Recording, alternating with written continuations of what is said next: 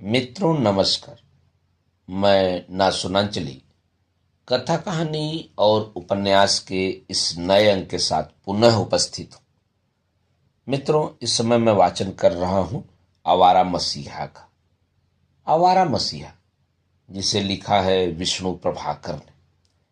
मित्रों, आवारा मसीहा के प्रथम पर्व दिशाहारा, द्वितीय पर्व दिशा की खोज का वाचन मैं अपने वाचन के पिछले क्रम में कर चुका हूं। इस समय मैं वाचन कर रहा हूं आवारा मसीहा के तृतीय पर्व दिशांत का। अब तक मैं दिशांत का भी 2 भागों का वाचन अपने वाचन के पिछले क्रम में कर चुका हूं। आज लीजिए सुनिए आवारा मसीहा के तृतीय पर्व दिशांत के भाग 3 आवारा श्रीकांत का ऐश्वर्य का वाचन मेरे अर्थात नाथ सोनांचली के स्वर में। चरित्रहीन के प्रकाशन के अगले वर्ष उनकी 3 और श्रेष्ठ रचनाएं पाठकों के हाथों में थी। स्वामी गल्प संग्रह एकादश वैरागी सहित 28 फरवरी 1918 ईस्वी, दत्ता 2 सितंबर 1918 ईस्वी, श्रीकांत द्वितीय पर्व 28 सितंबर 1918 ईस्वी। उनकी रचनाओं ने जनता को ही इस प्रकार आंदोलित कर दिया हो, यह बात नहीं थी। उस समय के सभी ख्यातनामा मनीषियों के संपर्क में भी वह आने लगे थे। यद्यपि किसी बड़े व्यक्ति के पास जाते उन्हें बड़ी परेशानी होती थी। न जाने कैसा मेरा स्वभाव है, बड़े लोगों के घर जाने की बात उठते ही द्विधा संकोच के कारण मन अप्रसन्न हो जाता है। इसलिए जाऊं जाऊं करने पर भी जाना नहीं होता। फिर भी संपर्क बढ़ ही रहा था। एक ओर थे रविंद्रनाथ ठाकुर, प्रमथ चौधरी, अमृतलाल बसु, क्षीरोद प्रसाद, विद्या विनोद और सत्येंद्रनाथ दत्त जैसे साहित्य मनीषी, तो दूसरी ओर सौरेंद्र मोहन मुखर्जी, हेमेंद्र कुमार राय, मणिलाल गांगुली, पवित्र गांगुली, अमल होम और दिलीप कुमार राय जैसे मित्र, आधुनिक दल के सर्वश्री शैलजानंद मुखोपाध्याय, काजी नजरुल इस्लाम, अचिंत कुमार सेनगुप्त, प्रेमेंद्र मित्र और नृपेंद्र कृष्ण चट्टोपाध्याय आदि भी समय समय पर मिलने आते थे और साहित्य चर्चा करते थे। साहित्य क्षेत्र से बाहर भी परिचय का दायरा विस्तृत होता जा रहा था। वर्मा के उनके स्नेही बंधु कुमुदिनीकांत का किसी मुसीबत में फंस गए थे। तब उन्होंने उन्हें लिखा था। मैं पत्र तो अनेक व्यक्तियों को लिख सकता हूं, जैसे बलराम अय्यर, मोनी मित्तर, उपेन मजमूदार और भी अनेक अफसर हैं, परंतु क्या लिखूं, किसको लिखूं, जरा शांति से सोचकर बताओ। अपने मोहल्ले में साहित्य सभा का निर्माण उन्होंने यहां भी किया था। उसका सभापतित्व करने को वे तत्कालीन सुप्रसिद्ध साहित्यकारों को बुलाते रहते थे। कवि गुरु को पहला पत्र संभवतः इसी निमंत्रण को लेकर लिखा था। कई दिन से बराबर तर्क करने पर भी यह मीमांसा नहीं कर पाए कि सभा में आपकी चरण धूलि पड़ने की किंचित संभावना है या नहीं। इस बार आप जब घर आए तो अनुमति मिलने पर हम आपके पास आकर निवेदन करें। अड्डा जमाने में वे सदा सिद्धहस्त रहे थे।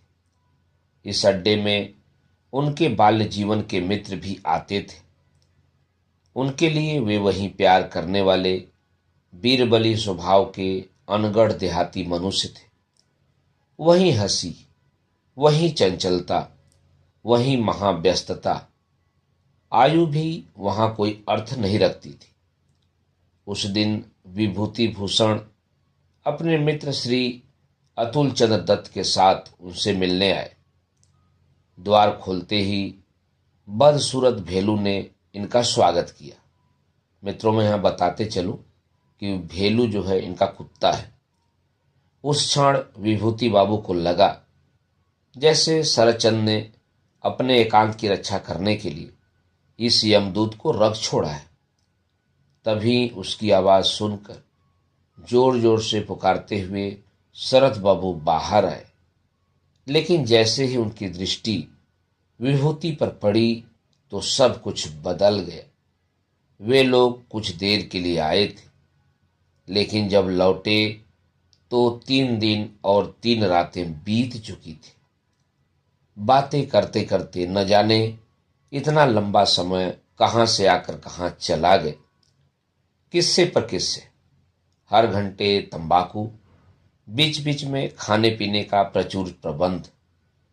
इस अत्याचार से मित्र परेशान हो उठे।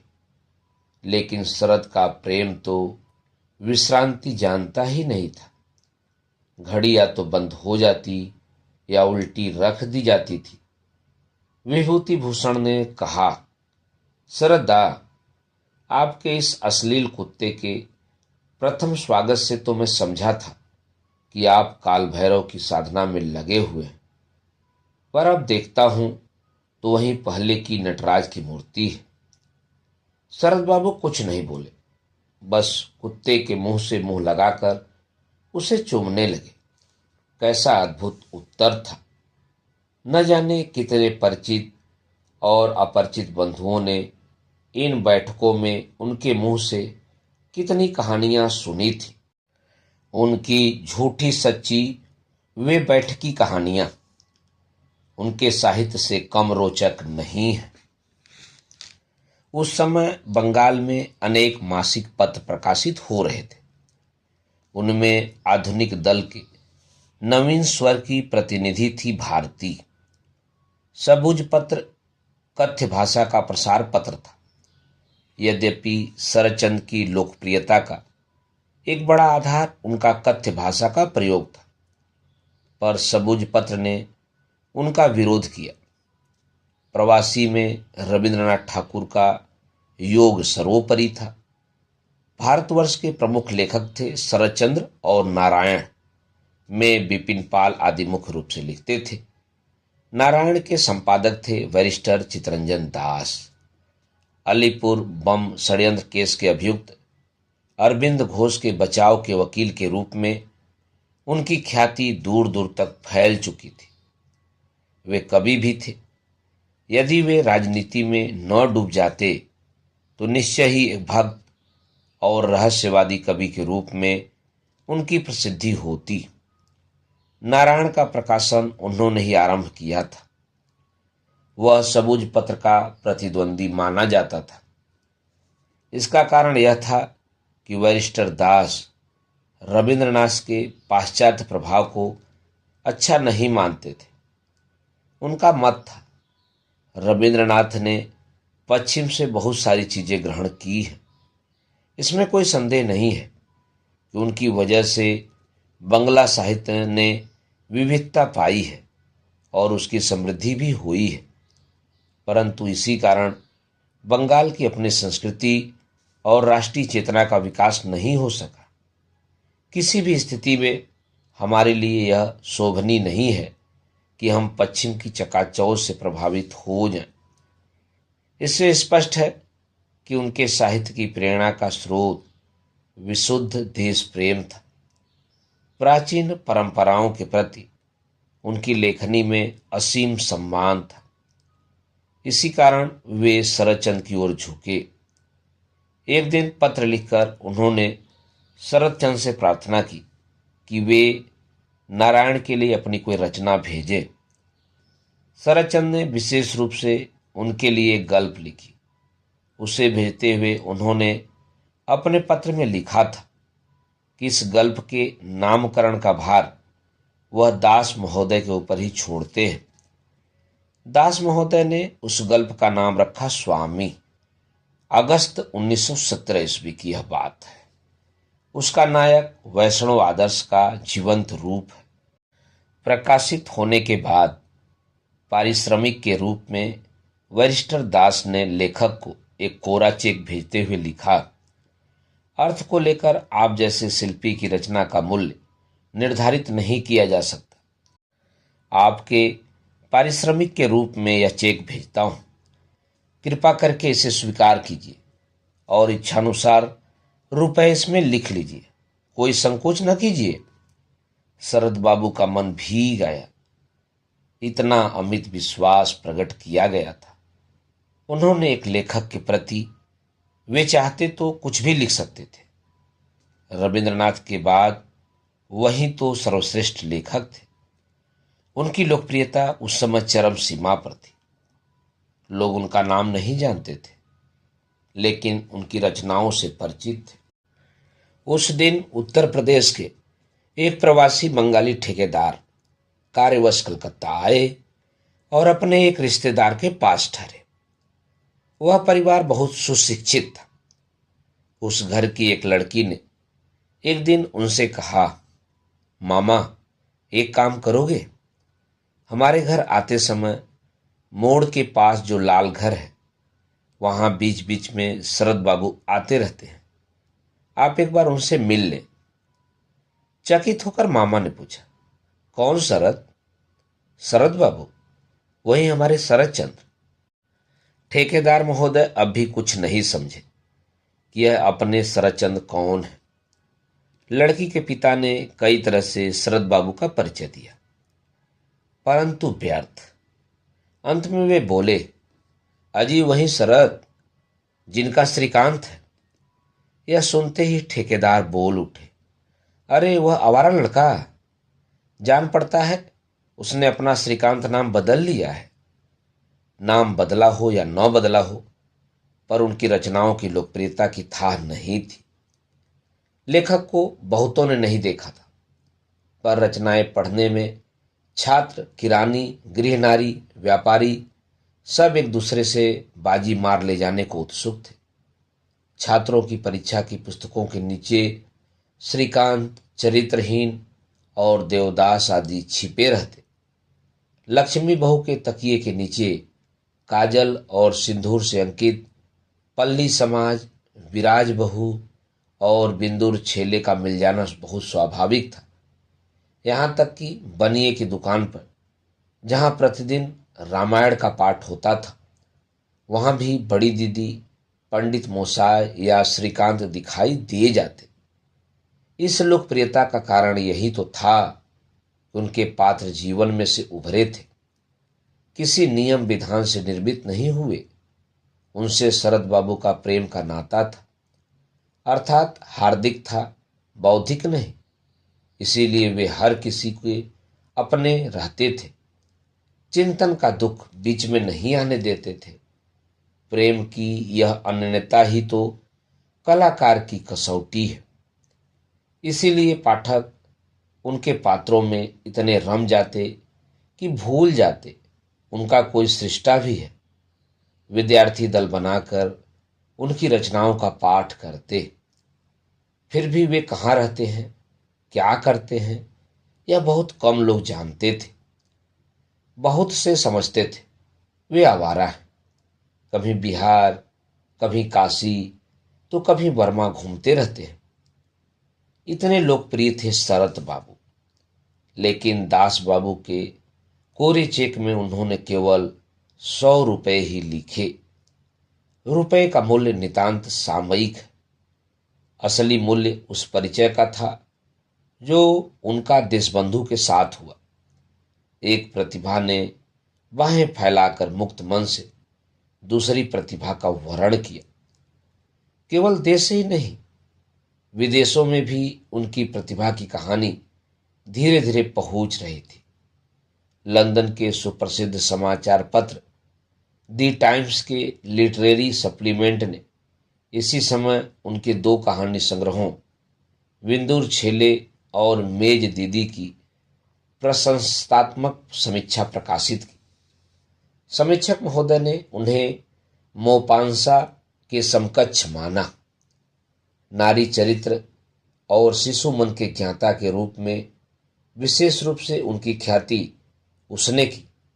यद्यपि इस समीक्षा विशेष में कोई बहुत गहराई नहीं थी, परंतु फिर भी उनकी प्रतिभा का वर्णन करके आलोचक ने अच्छा ही किया था। अनेक कहानियों के अतिरिक्त दत्ता और श्रीकांत का दूसरा पर्व उसी समय पुस्तक के रूप में प्रकाशित हुए। दत्ता के कारण उन्हें कम लांछना नहीं सहनी पड़ी। इस रचना में उन्होंने ब्रह्म समाज की कुछ आलोचना की है। इसी को लेकर ब्रह्म समाजी खड़गहस्त हो उठे थे। इसी समय एक शिक्षित ब्रह्म परिवार ने उन्हें अपने घर निमंत्रित किया। वे संकट में पड़ गए। जाने पर कोई अप्रीतिकर घटना घट सकती है, न जाने पर उन्हें डरपोक समझा जाएगा। लेकिन अंत में वे गए। उनका खूब भावभीना स्वागत किया गया। साज सज्जा भी कम नहीं थी। महिलाओं ने बड़े स्नेह और आदर से उन्हें बहुमूल्य कुर्सी पर बैठाया। फिर सुंदर सुंदर विशेषण लगाकर उनकी अभ्यर्थना की। उसके बाद बारी आई भोजन की। उस समय अब तक जो नहीं देखा था वही उन्होंने देखा। उन्होंने बाईं ओर चांदी के थाल में अपने उपन्यास दत्ता को देखा। उसका वह पृष्ठ खुला हुआ था जहां रास बिहारी अपनी योजना फेल हो जाने पर बेटे की ताड़ना करता है। उन पंक्तियों को विशेष रूप से लाल पेंसिल से अंकित किया गया था। वह सब कुछ समझ गए, पर उन्होंने दिखाया यही कि वह कुछ नहीं समझे। खूब खाया, खूब मुक्त मन से बातें की और चले आए। वे ब्रह्म महिलाएं सोचती होंगी कि इस तरह उन्होंने शरत की अच्छी ताड़ना की है, पर जो वाद विवाद से परे है, जिसकी दृष्टि तात्विक उतनी नहीं जितनी प्रसादमयी है, वह सृष्टा क्या ऐसी ताड़नाओं की चिंता करता है? उनकी सभी रचनाओं के साथ कोई न कोई इतिहास जुड़ा हुआ है, और वह इतिहास प्रायः रोचक नहीं है। साहित्य के संपादक समाजपति महोदय से उनका पुराना परिचय था। बड़े क्रूर आलोचक थे। शरद बाबू पर भी यदा कदा कृपा करने से वे नहीं चूकते थे। साहित्य के एक अंक में उन्होंने शरद बाबू पर बड़ा करारा व्यंग किया। वह व्यंग उनके कुत्ते को लेकर था। उन्होंने लिखा, शरदचंद्र चट्टोपाध्याय नाम के एक नए लेखक का आविर्भाव हुआ है। उनके मन में माया ममता बहुत है। उन दिन कार्नवालिस स्ट्रीट में वह एक नैडी कुत्ते को कटलेट खरीद कर खिला रहे थे। पास ही एक भिखारी एक पैसे के लिए गिड़ा रहा था, परंतु उसकी ओर इन दयालु शरदचंद्र की नजर नहीं पड़ी। वे समझ गए कि उन्होंने बहुत दिनों से साहित्य के लिए कुछ नहीं लिखा है, इसीलिए यह अप्रिय आंदोलन चल रहा है। उस समय वसुमती साहित्य मंदिर से प्रकाशित पूजा वार्षिकी आगमनी के संपादन का भार उन्हीं पर था, और उनका आग्रह था कि शरद बाबू उसके लिए अवश्य कहानी लिखें। यह अच्छा अवसर था। समाजपति महोदय को प्रसन्न करने के लिए उन्होंने छवि कहानी लिखी। इसमें एक वर्मी चित्रकार और उसकी धनी प्रेमिका की कहानी है। रंगून में उनका एक वर्मी चित्रकार से बहुत घनिष्ठ परिचय था। निश्चय ही इस कहानी को लिखते समय उनके मन में वह वर्मी चित्रकार रहा होगा, लेकिन वास्तव में इसका आधार है उनकी बचपन की एक कहानी, कोरेल ग्राम। वे अपनी बचपन की रचनाओं को अच्छा नहीं समझते थे, इसलिए जहां तक हो सका सभी को उन्होंने फिर से लिखने की चेष्टा की। यही कोरेल ग्राम नए रूप में छवि के नाम से प्रकट हुई। कोरेल ग्राम की पृष्ठभूमि भी विदेशी थी। वह लंदन के पास एक छोटे से ग्राम के वातावरण पर लिखी गई थी। पात्र अंग्रेज थे। इसके विपरीत छवि का वातावरण बर्मा का है और पात्र भी बर्मी है। शरत लंदन नहीं गए थे, लेकिन बर्मा में उन्होंने 13 वर्ष बिताए थे। इसीलिए नई कहानी को उन्होंने बर्मी जीवन पर आधारित किया। सौरेंद्र मोहन मुखर्जी ने भी उनसे रचना चाही थी, लेकिन समाजपति की तरह नहीं।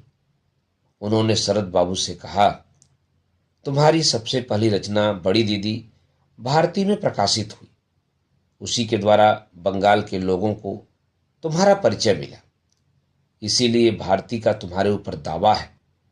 इसी दावे के आधार पर मैं तुमसे एक कहानी चाहता हूं। जितना पैसा चाहोगे दूंगा। शरत हंसकर बोले, तुमसे पैसा लूंगा? नहीं, मैं तुम्हें कहानी दूंगा। और उन्होंने भारती के लिए विलासी कहानी लिखी। इस कहानी में उन्होंने अपने ही जीवन को चित्रित करने का प्रयत्न किया है। पूर्णतः सत्य न होकर भी उसकी आधारभूत घटनाएं सत्य हैं। यह कहानी डायरी के रूप में लिखी गई है और वह डायरी एक गांव के बालक की है। बालक का नाम है नेड़ा। यह नेड़ा नाम उनका अपना पुकारने का नाम था। ऐसा लगता है अपना नाम देकर लेखक कहानी की प्रामाणिकता और उसका अपने से संबंध स्पष्ट करना चाहता है। वह यह नहीं भूल सके कि मृत्युंजय सचमुच ही एक व्यक्ति था जिसे वे बचपन में अच्छी तरह जानते थे और उन दिनों के समाज की ममताहीन निष्ठुर सत्ता को भी उन्हें याद थी। इस कहानी में कायस्थ संतान मृत्युंजय के साथ अस्पृश्य मुसलमान कन्या विलासी का विवाह करा के शरतचंद ने जिस शक्तिशाली मन का परिचय दिया है वह कभी संभव नहीं होता यदि साहित्य के रूप में उनका जीवन बोध स्पष्ट न होता। उनकी मान्यता थी कि दत्त चित्र होकर जब आदमी साहित्य रचना में मग्न होता है तब वह ठीक हिंदू होता है, न मुसलमान हो। तब वह सबके परिचित अपने अहम से बहुत दूर चला जाता है, नहीं तो उसकी साहित्य साधना व्यर्थ हो जाती है। संपादक प्रकाशक ही उनसे रचनाएं नहीं चाहते थे। बाजार में भी उनकी पुस्तकों की मांग निरंतर बढ़ती जा रही थी। वसुमती साहित्य मंदिर के व्यवस्थापक श्री सतीश चंद्र मुखोपाध्याय ने उनके सामने एक योजना रखी कि उनकी सब रचनाओं को ग्रंथावली के रूप में अल्प मूल्य पर प्रकाशित किया जाए। गरीब देश में इच्छा होने पर भी अधिक मूल्य की पुस्तकें हरेक के लिए खरीदना संभव नहीं होता। लेकिन शरतचंद इस योजना को सहसा स्वीकार नहीं कर सके। उनको डर था कि ग्रंथावली छपने पर अलग अलग छपने वाली उनकी पुस्तकों की बिक्री कम हो जाएगी। लेकिन प्रकाशक महोदय यह तर्क स्वीकार करने के लिए तैयार नहीं थे। इसके अतिरिक्त उन्होंने यह भी बताया कि ग्रंथावली से 3 साल में 25-30 हजार रुपये मिल सकते हैं। शरद बाबू को रुपयों की आवश्यकता थी। रोटी के लिए निरंतर लिखते रहना उन्हें अच्छा नहीं लगता था। इतना रुपया मिलने पर इस लिखने से मुक्ति मिलने की संभावना थी। वे पछा भी जाना चाहते थे, लेकिन साथ ही वे यह भी चाहते थे कि उनके अस्थायी प्रकाशक हरिदास चट्टोपाध्याय को किसी तरह हानि न पहुंचे। अनिश्चय की इसी स्थिति में कई महीने बीत गए। शायद उनकी इच्छा थी कि वह स्वयं ग्रंथावली प्रकाशित करें या कहीं और से कराएं, लेकिन अंततः उन्होंने बसुमती साहित्य मंदिर को ही अनुमति देने का निश्चय किया। उन्हें ऐसा लगा कि सतीश बाबू को निराश करके अब कहीं और से ग्रंथावली प्रकाशित करवाना अशोभनीय होगा। शरत ग्रंथावली का पहला खंड प्रकाशित हुआ। इसमें दत्ता, परिणीता, श्रीकांत प्रथम पर्व, अक्षरणीया, एकादश वैरागी, मझली दीदी और मुकदमे का परिणाम, ये रचनाएं संग्रहित थीं।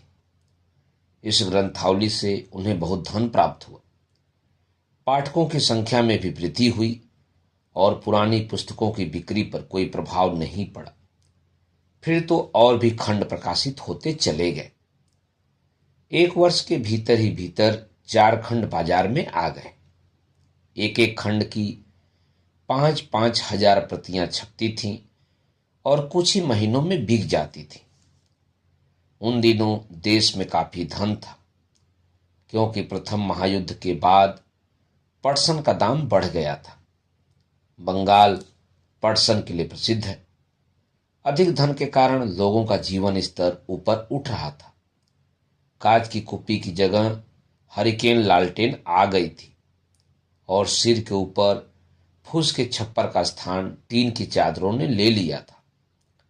इसलिए लोग पुस्तक भी खरीदने लगे थे। पढ़ने का चाव बंगाल में सदा ही अपेक्षाकृत अधिक रहा है। इस अभूतपूर्व सफलता से प्रभावित होकर वसुमती साहित्य मंदिर के मालिक ने अलग अलग पुस्तकें छापने का आग्रह भी किया, लेकिन शरद बाबू इसके लिए किसी भी तरह तैयार नहीं हुए। बोले, प्रारंभिक जीवन में हरिदास ने मेरी सहायता की थी, अब उनसे मैं वे पुस्तकें वापस नहीं ले सकता।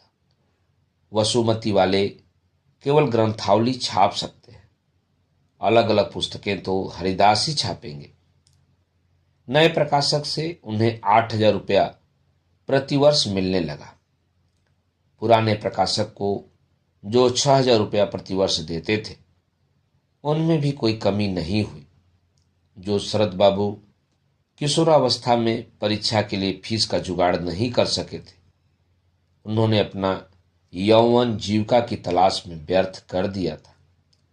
वहीं अब अमीर हो गए। 3-4 वर्ष पूर्व से वे 100 रुपये मासिक पाने के लिए तरस रहे थे। अब उनको 1,000 रुपये मासिक से भी अधिक मिलने लगा था। लेकिन इतना धन पाकर भी उनका मन गरीबी को नहीं भूल सका। गरीबों की वेदना को उन्होंने प्रत्यक्ष झेला था। इसलिए जब हाथ में इतना रुपया आया तो उन्होंने उसको जमा करने का जरा भी प्रयत्न नहीं किया। मित्रों की सहायता करने के लिए तो वे सदा तैयार रहते थे ही, अब आसपास के गरीबों की ओर भी उनकी दृष्टि गई। उस दिन सदा की तरह भारतवर्ष के संपादक जलधर सेन रचना के लिए तकाजा करने आए। देखते क्या है, घर में चारों ओर अनेक धोतियां और साड़ियां बिखरी पड़ी हैं। नौकर उनको बांधने की चेष्टा कर रहा है और उनके बीच में कुर्सी पर बैठे हुए सरचंद इकन्नी, दुगन्नी और चवन्नी गिन गिन कर मेज पर ढेरियां लगा रहे हैं। चकित होकर सेन बाबू ने पूछा, यह क्या हो रहा है शरद? शरद ने उत्तर दिया, दादा, 10 बजे की गाड़ी से दीदी के घर जा रहा हूं। सेन महोदय ने कहा, जान पड़ता है वहां कोई व्रत प्रतिष्ठा है, इसीलिए इतने कपड़े और इतनी खरीद लिए जा रहे हो। शरद बाबू ने उत्तर दिया, नहीं दादा, दीदी के घर व्रत प्रतिष्ठा नहीं है। सेन महोदय ने पूछा, व्रत प्रतिष्ठा नहीं है तो यह सब सामान किस लिए लिए जा रहे हो? शरद बाबू ने उदास मन से कहा, दादा, दीदी के गांव में और उसके चारों ओर गरीब लोगों की क्या दशा है। उनके पेट के लिए भात नहीं, शरीर ढकने के लिए कपड़े नहीं। यह जो इतना कहकर वे चुप हो गए। कंठावरोध हो आया और आंखों से जल गिरने लगा। यही दुख कातरता उनके साहित्य में मुखर हुई और इसी कारण वे इतने लोकप्रिय हुए।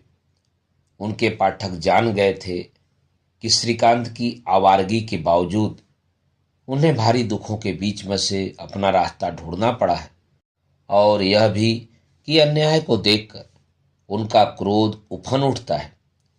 जैसे उनके विचारों के अंतराल में, वैसे ही जीवन में भी पीड़ा की धारा प्रवाहित होती है।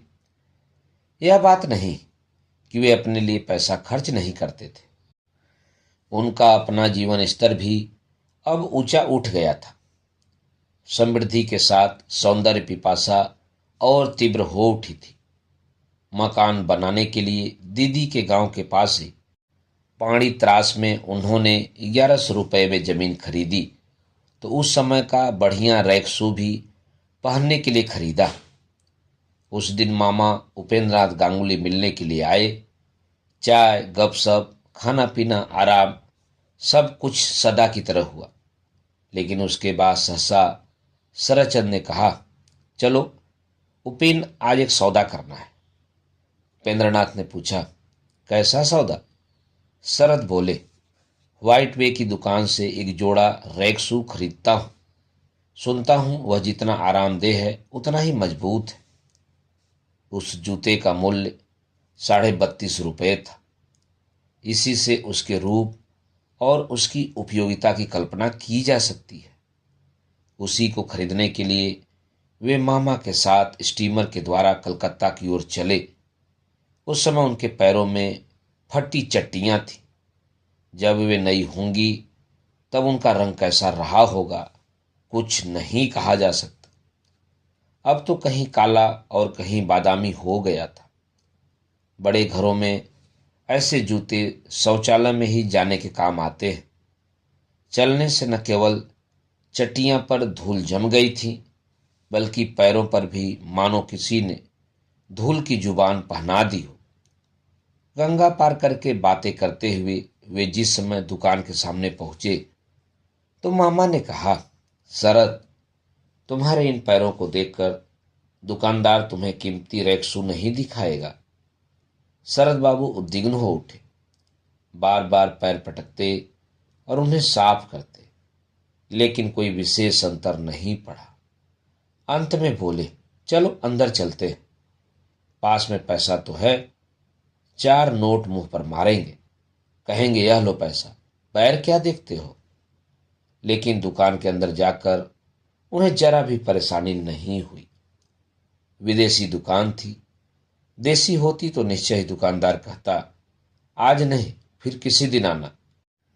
चीनी दुकानदारों की दुकानों पर भी ऐसी ही दुर्दशा उन दिनों होती थी। बंगाली लोग अपनी मातृभाषा में गालियां देकर संतोष कर लेते थे, लेकिन इन लोगों ने शरद बाबू का वैसा ही स्वागत किया जैसा रैक्सू पहने हुए किसी व्यक्ति का हो सकता था। अंग्रेज व्यापारी ही तो थे। पैर की धूल और टूटी चट्टियां गोरे कर्मचारी को विकृत न कर सके। 8-10 जोड़े जूतों के बक्स बगल में दबाकर वह तुरंत हाजिर हो गया। फिर घुटने टेक कर उनके सामने बैठ गया और एक एक जोड़ा जूता पहनाकर परीक्षा करने लगा। शरद बाबू किसी भी तरह संतुष्ट नहीं हो रहे थे। वह फिर 4-5 जोड़े ले आया। अंत में एक जोड़ा पहनकर शरद संतुष्ट हो गए। कर्मचारी ने अच्छी तरह फीता बांध दिया। कहा, जरा चल फिर कर देखो तो, मुझे तो लगता है यह जोड़ा ठीक है। शरद बाबू ने वैसा ही किया। फिर बोले, चमत्कार, जूता पहन रखा है ऐसा लगता ही नहीं। और यह कहते हुए उन्होंने बटुए से 10-10 के 4 नोट निकाले। उन्हें लेकर कर्मचारी कुछ क्षण बाद कैश मोमो और बाकी ₹7.5 ले आया। शरद बाबू उठे, बोले, चलो मामा। कर्मचारी ने पूछा, आपके स्लीपर बक्स में रख दूं? नहीं, इसकी कोई जरूरत नहीं। और यह कहकर वह दुकान से बाहर निकल आए। पुराने स्लीपर और नया बक्स दोनों स्वामी विहीन होकर एक दूसरे का मुंह देखते हुए दुकान में पड़े रह गए। जूतों का बक्स उठाने की झम्मत से बचने के लिए ही वे पुराने स्लीपर छोड़कर और नए जूते पहनकर चल पड़े थे। यह परिवर्तन केवल जूतों की खरीद तक सीमित नहीं था। उनके सारे रूप रंग और पहनावे में अंतर आ चुका था। अब वे साज सज्जा में पहले के देहाती शरद ही नहीं रह गए थे। जब कपड़ों के प्रति वे अत्यंत लापरवाह थे।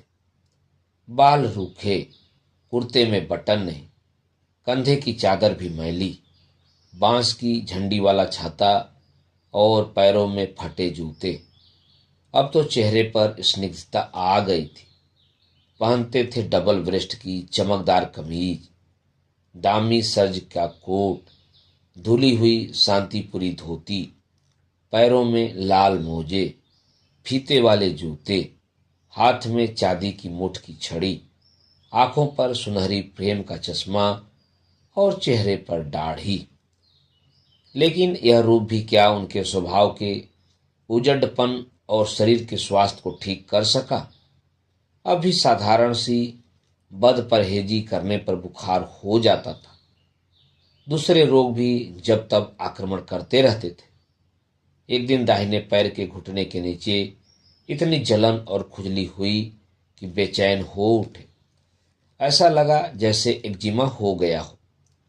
बेरी बेरी की आशंका भी हुई।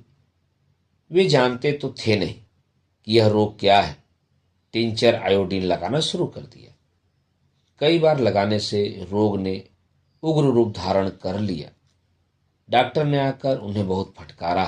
कहा, आपको तनिक भी सब्र नहीं होता? कास्टिक या एसिड वेसिड जो कुछ लगाना हो लगाएं, मैं तो चला। लेकिन बाद में शांत होकर दवा और मालिश की व्यवस्था की और शरद बाबू दोनों पैरों को तकिए पर रखकर चुपचाप लेट गए। इस घटना की चर्चा करते हुए उन्होंने अपनी एक शिष्या को एक लंबा पत्र लिखा। इस पत्र में उन्होंने न केवल स्वास्थ्य की चर्चा की, बल्कि अनेक सामाजिक विषयों के साथ साथ अपने दाम्पत्य जीवन पर भी प्रकाश डाला। मैं कभी अम्ल का रोगी नहीं रहा। इतना कम खाता हूं कि वह पास नहीं फटकता कि कहीं उसे भी भूखों न मरना पड़े। उस दिन घर पर बनाए गए कुछ संदेश जबरदस्ती खिला दिए। आज भी उनकी डकार आ रही है। मैं मशहूर आलसी हूं। चबाने के डर से किसी चीज को आसानी से मुंह में नहीं डालता। मुझसे यह अत्याचार कैसे सहा जाए? लेकिन घर के लोग नहीं समझते। वे सोचते हैं न खाने के कारण ही मैं दुबला हुआ हूं, अतएव खाने से ही उनकी तरह मोटा हाथी हो जाऊंगा। स्वर्गीय गिरीश बाबू ने अपने बाबू हसन में लाख बात की एक बात कही है। अबलाएं बड़ी लालची होती हैं, मर जाने पर भी खाती हैं। औरतों की जाति को उन्होंने पहचान लिया था। आज से 20 वर्ष पहले से हम केवल खाने को लेकर ही लाठी चलाते आ रहे हैं। उन्होंने नहीं खाया और न खाकर दुबले हो गए। गृहस्थी और रसोई किसके लिए है? जहां दोनों आंखें ले जाएंगी वहीं जाकर बैरागन हो जाऊंगा, इत्यादि इत्यादि। मैं कहता हूं, अरे भाई, बैरागन होना है तो जल्दी हो जाओ। तुम तो मुझे डर दिखाकर कांटे सा सुखा रही हो। यथार्थ में मेरे दुख को किसी ने नहीं देखा। मैं अक्सर सोचता हूं कि अगर सचमुच ही कहीं सुख है तो वहां एक आदमी दूसरे के साथ खाने के लिए इतनी जोर जबरदस्ती नहीं करता होगा, और अगर करता है तो मैं नरक में जाना ही पसंद करूंगा। कोई 20 दिन पहले कुत्ते का झगड़ा मिटाने गया तो कहीं से एक खौरहे कुत्ते ने आकर मेरी हथेली में दांत गड़ा दिए। अभागा कुत्ता कितना अकृतज्ञ है। उसे अपने भेलू के चंगुल से छुड़ाने के लिए गया था। डर के मारे किसी से कहा नहीं। सूख गया था, लेकिन कल से फिर दर्द हो रहा है। सुख की बात यह है कि वृद्ध हो गया हूं। न जाने कितनी प्रकार के दुख दैन्य और आपद विपद के बीच 40 वर्ष काटे हैं। सुना है मेरे वंश में आज तक 40 तक कोई नहीं पहुंचा। कम से कम इस बात से तो मैंने अपने बाप दादाओं को हराया है, और चाहिए भी क्या। शरद ग्रंथावली के 4 खंडों के अतिरिक्त इस समय एक गल्प संग्रह छवि के नाम से प्रकाशित हुआ। गृहदाय और बामन की बेटी, ये दोनों उपन्यास भी पुस्तक के रूप में आ गए। देना पावना और श्रीकांत धारावाहिक रूप में छप रहे थे। छवि कहानी संग्रह में छवि और विलासी गल्पों के अतिरिक्त मुकदमे का परिणाम कहानी भी संकलित है। निम्न वर्ग के कैवर्त समाज के परिवार का चित्रण इस कहानी में हुआ है। इस तरह की कम ही कहानियां उन्होंने लिखी हैं। बामन की बेटी का प्रकाशन शिशिर पब्लिशिंग हाउस से प्रकाशित उपन्यास माला में हुआ। यह किसी पत्रिका में नहीं छपा। लिखने से पूर्व इसके संबंध में रविंद्रनाथ से उनकी बातें हुई थी। एक भेंट में उन्होंने गुरुदेव से कहा, मैं बामन की बेटी एक उपन्यास लिख रहा हूं। इस संबंध में मेरे बहुत से व्यक्तिगत अनुभव हैं। कुलीनता ने समाज में क्या अनर्थ किया है वही मैं लिखना चाहता हूं। रविंद्रनाथ बोले, अब तो कुलीनता रही नहीं है। एक व्यक्ति के 100 विवाह भी नहीं होते, फिर इसकी पुनरावृत्ति करने से क्या लाभ है। फिर भी साहस है तो लिखो, लेकिन कोई मिथ्या कल्पना मत करना। शरदचंद्र मिथ्या कल्पना करने में कभी विश्वास नहीं करते थे। गड़े मुर्दे उखाड़ना भी उनका उद्देश्य नहीं था। लेकिन कुलीन प्रथा सचमुच उन्हें बहुत चुभती थी। किसी न किसी रूप में आज भी उसका अस्तित्व है।